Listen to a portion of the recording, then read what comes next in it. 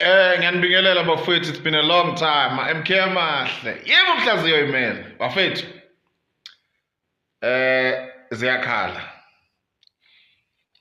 Ipolitiki edlalwa nxamalala ngizoniquotela njengamanje kancane ngeunderstanding yami. Isikwenye level. Level engaphezulu wonke ama-politician omhlaba engingawabona. Is number 1 now. Ngepolitiki nje ayidlalayo. UZuma njengamanje njengoba ethi MK njengoba MK ithulile in fact futhi izimisele ngokungaya eParliament if akwenzeki lento eyifunayo.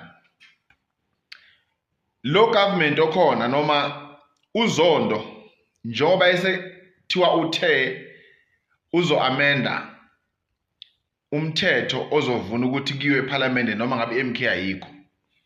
Here's the thing, this is Zuma wanted vele.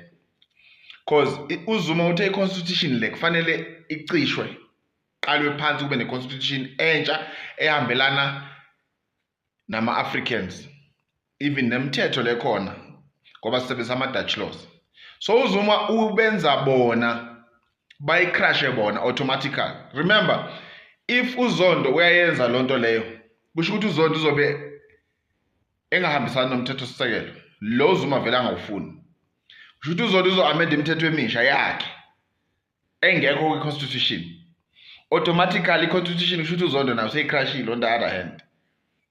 Lokho kwenza ukuthi manje ama-point kaZuma ukuthi i-constitution le khona ayinamsebenzi for abantu abamnyama azoqhubeka manje ukuthi cha impela uZuma is right.